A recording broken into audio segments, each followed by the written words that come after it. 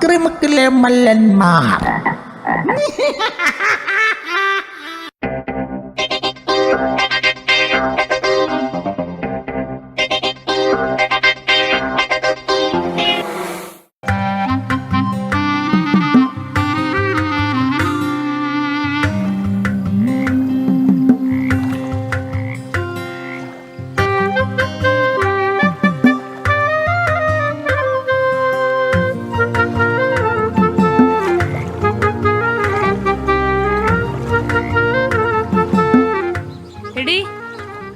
നമ്മുടെ ചേട്ടൻ ഇങ്ങോട്ടെങ്ങാനും വന്നായിരുന്നോ? രാവിലെ വീട്ടിൽ നിന്ന് ഇറങ്ങിയതാ. രാവിലെ ഇവിടെ വന്നൊരു ചായ കുടിയും ബെഡായും പറഞ്ഞിട്ടാ സാധാരണ പോകാറുള്ളത്. ഇന്ന് ഇവിടെ വന്നില്ല. ആ കടവിലോട്ടെങ്ങാണ്ട് പോകുന്ന കണ്ടു. ആ മല്ലന്മാരോട് വർത്താനം പറഞ്ഞെങ്ങാനും ഇരിക്കുമായിരിക്കും. അങ്ങേർക്ക് ഒരു പണിയില്ല. രാവിലെ ഒരു ഉണ്ടയില്ലാത്ത തോക്കും കൊണ്ട് ഇറങ്ങും. കടയിൽ രാഷ്ട്രീയം പറയരുതെന്ന് ബോർഡ് വെച്ചതുപോലെ വെടി പറയരുത് എന്നൊരു ബോർഡ് വെച്ചാലോന്നാ ഞാനിപ്പോ ആലോചിക്കുന്നത്.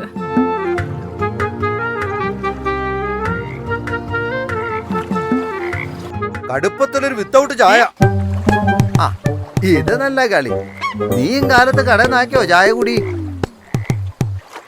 രാവിലെ ഞാൻ ചായ എടുത്ത് വെച്ച് നോക്കിയപ്പോ ആളെ കാണാനില്ല. ചായ കുടിച്ചു പോന്നാ പോരായിരുന്നോ? എന്തുവാ ഇത്ര അർജന്റ് പണി? വെറുതെ ബെഡായി അടിക്കാൻ പോകുന്നതല്ലേ? ഷുഗറും പ്രഷറും ഒക്കെ ഉള്ള മനുഷ്യനാ രാവിലെ ഗുളിക പോലും കഴിക്കാതെ വീട്ടിൽ നിന്ന് ഇറങ്ങിപ്പോയിരുന്നേ. തല കറങ്ങി വഴിയിലെങ്ങാനും വീണ അവിടെ കിടക്കത്തേ ഉള്ളൂ. എടി, രാജ്യത്തിന് വേണ്ടി സേവനം ചെയ്ത പട്ടാളക്കാരെ ഇങ്ങനെ ആക്ഷേപിക്കരുത്. എൻ്റെ കഥ കേൾക്കാൻ വേണ്ടി ആൾക്കാർ ഓട്ടവാ. സംശ അത് ചേട്ടന്റെ കഥ കേൾക്കണല്ലോ എന്നോർത്ത് എല്ലാരും പേടിച്ചോടുന്നതായിരിക്കും. അത് ശരി. നീയും എൻ്റെ പെണ്ണുപിള്ളയ്ക്ക് പഠിക്കുവാണോ? എന്താ കട രാവിലെ തിരക്കൊന്നുമില്ലേ? സാധാരണ ഈ സമയത്ത് ഈ കടയിൽ നല്ല തിരക്കുള്ളതാ. പട്ടാളം ചേട്ടൻ ഇങ്ങോട്ട് വരുന്നത് ആരെങ്കിലും കണ്ടു കാണും. ചുമ്മാതല്ല ആരും കാണാത്തത്. ഈ ചായയുടെ കാര്യം പറഞ്ഞപ്പോഴാ പണ്ട് ഞാൻ ലഡാക്കിൽ വെച്ച് ചായ കുടിക്കാൻ പോയൊരു കഥയുണ്ട്. ഈ ചേട്ടൻ പണ്ട് ഉടക്കിലായിരുന്നല്ലേ? എടി, ഉടക്കല്ല, ലഡാക്ക്. ലഡാക്കേ നേരം പരപരാന്ന് വെളുത്തു വരുന്നതേ ഉള്ളൂ. കയ്യൊക്കെ തണുത്ത് വരച്ചിട്ട് വയ്യ. എനിക്കാണെങ്കിൽ ഒരു ചായ കുടിക്കാതങ്ങ് വയ്യ. അടുക്കളയിൽ പോയി തിളപ്പിക്കാന്ന് വിചാരിച്ചങ്ങ് ചെന്നു. അവിടെ അങ്ങ് ചെന്ന് നോക്കിയിട്ട് സ്റ്റൗ കത്തിക്കാൻ ഒരു സാധനവും കാണുന്നില്ല. അങ്ങനെ തപ്പി ചെല്ലുമ്പോഴാണ് എവിടെ നിന്നോ ഒരു ലൈറ്ററിന്റെ അറ്റം പോലൊരു സാധനം എന്റെ കയ്യിൽ വന്ന് മുട്ടുന്നത്. എന്റെ ദൈവമേ, അതാ എന്റെ നേരെ ഒരു തോക്കും ചൂണ്ടിക്കൊണ്ടൊരു തീവ്രവാദി. ഓ, വേറെ ആരാണെങ്കിലും ആ സ്പോട്ടിൽ തന്നെ വെടികൊണ്ടല്ലെങ്കിൽ പേടിച്ചെങ്കിലും മരിച്ചേനെ. ഞാൻ പിന്നെ ഒന്നും അങ്ങ് ആലോചിച്ചില്ല. എന്റെ കാവിലമ്മേ ശക്തി തരണേ എന്നും പറഞ്ഞ് ഒരൊറ്റ ചവിട്ട്. കിടക്കുന്നവൻ താഴെ.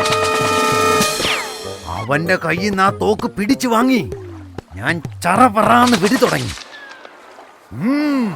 എന്റെ വെടിയൊച്ച കേട്ട് എല്ലാവരും ഓടി വന്നു. ഞങ്ങളുടെ ജനറൽ വന്ന് വാപൊത്തി പിടിച്ചതിന് ശേഷം ഞാൻ വെടി നിർത്തി കളഞ്ഞത്. ഈശ്വരാ, ഈ വെടി നിർത്തണമെങ്കിൽ ഏത് ജനറൽ വരണം? ചേട്ടാ, അന്ന് PM വിളിച്ചായിരുന്നോ? എടി, നീ അതിരിക്കട്ടൊന്ന് താങ്ങിയതാണല്ലോ. അങ്ങനെ ഒരാളെ തട്ടിയാലൊന്നും പ്രൈം മിനിസ്റ്റർ വിളിക്കത്തില്ല. മിനിമം 2 എണ്ണത്തെങ്കിലും തട്ടണം. നിങ്ങൾ ഇതിനെ പുളു പഠിച്ചോണ്ടിരിക്കേണ്ട കാര്യമുണ്ടോ? എടി, ഞാൻ ഇങ്ങോട്ട് വരാം. ഒരു ചായ കുടിച്ചിട്ടാവട്ടെ.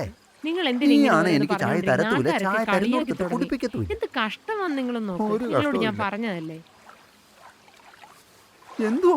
ചേട്ടാ, വെടിവെപ്പ് കഴിഞ്ഞെങ്കിൽ ഈ ചായ അങ്ങോട്ട് കുടിച്ചേ. ചേട്ടൻ ഇങ്ങനെ വെടിയും പറഞ്ഞോണ്ടിരുന്ന ആൾക്കാർ ഇങ്ങോട്ട് വരികയല്ല. ആ ചായ ഇങ്ങോട്ട് വെച്ച്. നിങ്ങളുടെ വീട് ഞാൻ വീട്ടിൽ ഇരുന്ന് സഹിക്കുന്ന പോലെ നാട്ടുകാരെ കൂടെ കേൾപ്പിക്കണോ? ഇങ്ങോട്ട് വാ. എന്ത് കഷ്ടം. ആദ്യം വെടി വെക്കേണ്ടത് ഇവിടെ.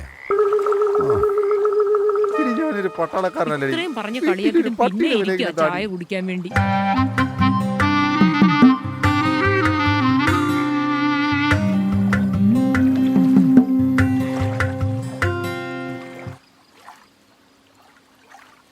അയ്യോ ചേട്ടാ, ഇതെന്താന്ന് നോക്കിയേ. ഇപ്പൊ തേങ്ങ പൊട്ടിച്ചപ്പോ ഇതിനകത്തുനിന്ന് കിട്ടിയതാ.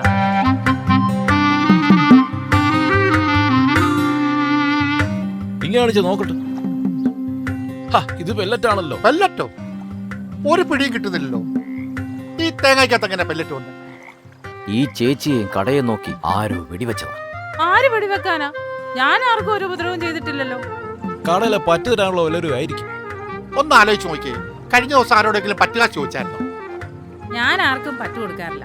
ഇന്നൊരൊക്കം നാളെ കടം. എന്തായാലും കണ്ടത് നന്നായി, അല്ലേ ആരുടെയെങ്കിലും പറ്റിപ്പോയത്. നമ്മളിങ്ങനെ തർക്കിച്ചിരുന്നിട്ടൊന്നും കാര്യമൊന്നുമില്ല. നമ്മുടെ തെക്കേലെ സദാനന്ദ ചേട്ടന്റെ മകനുണ്ടല്ലോ, അവന് പുരാവസ്തു വകുപ്പിലാ ജോലി. അവനെ നമുക്ക് ഏൽപ്പിച്ചാലോ? അവൻ വല്ല ഖനനവും ചെയ്ത് നമ്മളോട് പറയും.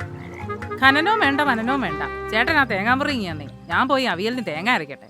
എന്താ ഇവിടെ പ്രശ്നം? വെടിവെച്ചേട്ടന്റെ വല്ല കേസ് കിട്ടുവാണോ? ആദ്യം വെടിയായിരുന്നു പ്രശ്നം, ഇപ്പൊ ഉണ്ടയില്ല വെടിയാ പ്രശ്നം. ചേട്ടാ, ഈ തേങ്ങയുടെ അകത്തുനിന്ന് കിട്ടിയതാ ഈ വെടിയുണ്ട. ഇതെങ്ങനെ ഇതിനകത്ത് വന്നു എന്ന് എനിക്ക് ഒരു വെടിയില്ല. പുരാവസ്തു വകുപ്പിൽ കൊടുത്താലോ എന്ന് ഞങ്ങൾ ആലോചിക്കാം. അല്ല ചേട്ടൻ നോക്ക്, ചേട്ടനാകുമ്പോ വെടിയുടെ ആയിട്ട് നല്ല പരിചയമാണല്ലോ. ഇതേത് തെങ്ങിന്ന് കിട്ടിയതാ? ദേ ആ മൂലയ്ക്ക് നിൽക്കുന്ന തെങ്ങേന്ന്. ഓ, ഈശ്വര, ഇങ്ങേര് വീട്ടിൽ നിന്ന് വരുമ്പോ ഒരു കുഴപ്പവും ഇല്ലായിരുന്നു. ഗുളികയെല്ലാം കഴിച്ചിട്ട് തന്നെയല്ലോ പോന്നത്. പിന്നെ എന്തോ പറ്റിയെന്ന് ആർക്കറിയാം. എനിക്ക് സംശയം ആരെങ്കിലും ദുർമന്ത്രവാദം ചെയ്താണെന്ന്. എനിക്കും അത് തന്നെയാ സംശയം. രാവിലെ ഒരു കുഴപ്പമില്ലായിരുന്ന മനുഷ്യനല്ലയോ, ദേ കിടന്ന് ചിരിക്കുന്നുണ്ടോ? ഇനി ഞാനൊരു സത്യം പറയാം. വന്ന് വന്ന് നിങ്ങൾ സത്യം പറഞ്ഞാലും ആളുകൾ വിശ്വസിക്കാതായി. ഏതായാലും പറ, വല്ല ഉണ്ടയില്ല വെടിയാണെന്ന് അറിയട്ടെ. കഴിഞ്ഞ ദിവസം ഞാനൊരു കൊക്കിരിക്കുന്നത് കണ്ട് വെടിവെച്ചതാ. പക്ഷെ അത് ഉന്നം തെറ്റിക്കൊണ്ടത് തേങ്ങാക്കൊലയില. എന്റെ ദൈവമേ, നിങ്ങൾ ഇങ്ങനെയാണോ പട്ടാളത്തിലും വെടിവെച്ചോണ്ടിരുന്നത്? പട്ടാളം ചേട്ടാ, വേറെ ഏതെങ്കിലും തെങ്ങ വെടിവെച്ചിട്ടുണ്ടോ പറയണേ, അതേന്ന് തേങ്ങ ഇടണ്ടല്ലോ. അയ്യോ, കളിയാക്കല്ലേ. ഒരബദ്ധം ഏത് പട്ടാളക്കാരനും പറ്റും. ആടി.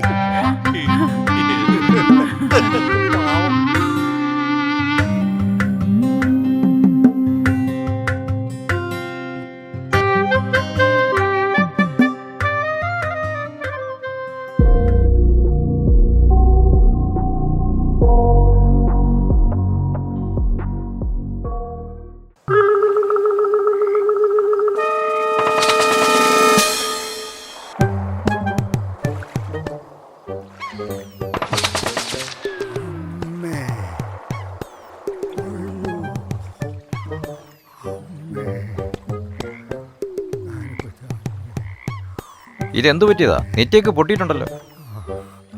ഒന്നും പറയണ്ട ഡോക്ടറെ. രാവിലെ ഞങ്ങൾ നോക്കി പതിവ് പോലെ കടവിലോട്ട് വന്നതാ. ഷുഗറിന്റെ പ്രഷറിന്റെ ഗുളിക കഴിക്കാതാ വന്നത്. കുഴഞ്ഞു താഴെ വീണു. എന്നിട്ട് ആരും കണ്ടില്ലേ? കുറച്ചുകൂടെ കഴിഞ്ഞിരുന്നെങ്കിൽ ആള് തട്ടിപ്പോയനെ. ഇങ്ങനെ എല്ലാരെയും ഫോണിൽ വിളിച്ച് പതിപോലെ വെടിയാന്ന് വെച്ചാൽ ആരും മൈൻഡ് ചെയ്തു. ഇങ്ങേര് പഴയൊരു പട്ടാളക്കാരനാ. രാവിലെ ഒരു തോക്കും തൂക്കിയ, പിന്നെ പഴയ വെടിവെപ്പിന്റെ കഥകളാണ്. അതുപോലെ വെടിയാണെന്നാ ഞങ്ങൾ വിചാരിച്ചത്. ഇങ്ങേരിങ്ങനെ പലപ്പോഴും ഞങ്ങളെ പറ്റിച്ചിട്ടുള്ളതാ. ഇല്ല ഡോക്ടറെ, ഇന്ന് മുതൽ ഞാൻ തോക്ക് താഴെ വെക്കുക. കഥ പറച്ചില് നിർത്തി. അല്ലെങ്കിൽ ജീവൻ പോകുക എന്ന് പറഞ്ഞാലും ഒരുത്തരും കാണിയല്ല. ഈശ്വര, ആക്രമക്കുകാർ രക്ഷപ്പെട്ട്. ഇത് ഞാൻ ഈ ബുദ്ധി നേരത്തെ തോന്നിയിരുന്നെങ്കിൽ ഇങ്ങനെ മറന്നു കിടക്കണ. എങ്കിലും നിന്നെയൊക്കെ ഞാൻ എത്ര തവണ വിളിച്ചു, ഒരുത്തരെങ്കിലും തിരിച്ചു വിളിക്കട്ടെ. ചേട്ടൻ ഏതോ വെടിവെപ്പിന്റെ കഥ പറയാൻ വിളിക്കാമെന്നാ ഞങ്ങളോട്. പുലി വരുന്നേന്ന് പറഞ്ഞ അവസാനം പുലി വന്നപ്പോ ആരുമില്ല. ഭാര്യ റിസൾട്ട് കൊണ്ട് വരട്ടെ, എന്നിട്ട് ഓപ്പറേഷൻ വേണമെന്ന് പറയാം കേട്ടോ. എന്റെ തോക്ക് അവിടെ വെച്ചു. തോക്ക് കോപ്പ്, നീ മിണ്ടിപ്പോരു തോക്കിന്റെ കാര്യം, അതൊക്കെ എടുത്തു വെച്ചിട്ടുണ്ട്. ഇല്ല, ഇനി തോക്കിനും കഥകൾക്കും ഷോർട്ട് ബ്രേക്ക്.